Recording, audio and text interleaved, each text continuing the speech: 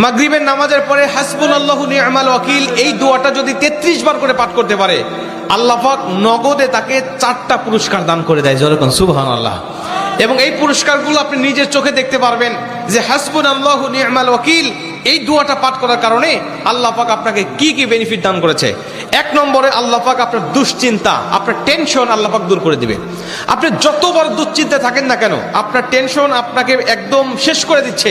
আপনি যদি হাসবুনাল্লাহু নি'মাল ওয়াকিল মানে আল্লাহ আমার জন্য যথেষ্ট, আল্লাহ আমার জন্য অভিভাবক হিসেবে যথেষ্ট, আপনি যদি দোয়া করতে পারেন, আল্লাহ পাক বলেন যে আমি আল্লাহ পাক তার টেনশন, তার দুশ্চিন্তা একেবারে দূর করে দেই। এটা হলো প্রথম নম্বর বেনিফিট।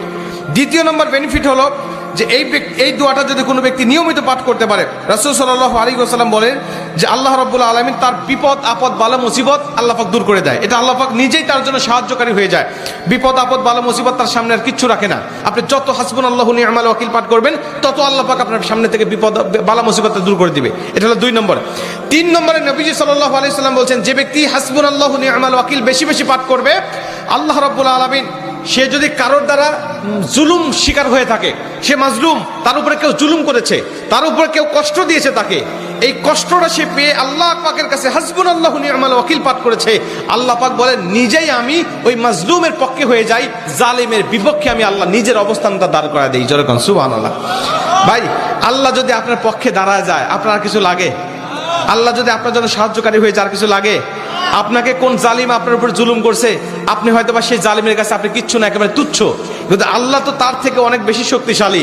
আল্লাহ পাক বলে যে আমি তখন ওই মাজলুমের পক্ষে দাঁড়া যাই, ওই জালিমের বিপক্ষে দাঁড়া যাই, আমি আল্লাহ আমার নিজের মতো করে আমি তখন বিচারটা শুরু করে দেই। যেরকম সুবহানাল্লাহ।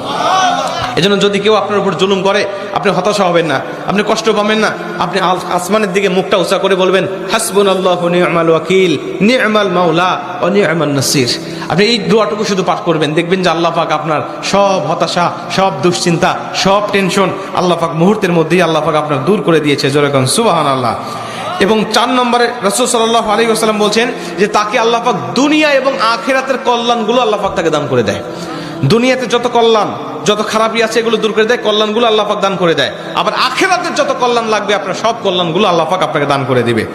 আল্লাহ পাক আমাদের সবাইকে এই 4টি ফজিলতগুলো পাওয়ার আশায় হলেও আল্লাহ পাক আমাদের সবাইকে এই হাসবুনাল্লাহু নি'মাল ওয়াকিল এটা মাগরিবের পরে 33 বার, অনেক মুহাদ্দিস বলছেন ফজরের পরে 33 বার, যদি কোনো ব্যক্তি 11 বার পড়তে চায় সমস্যা নেই, কিন্তু 33 বার পড়তে পারলে সবচেয়ে ভালো ফলাফল পাওয়া যায়। আপনারা অধিকাংশ 33-এর অধিক পড়লেও কোনো সমস্যা নেই। এক কথায় যে ব্যক্তি হাসবুনাল্লাহু নি'মাল ওয়াকিল বেশি বেশি পাঠ করবে, আল্লাহ পাক তাকেই এই ফজিলতগুলো দান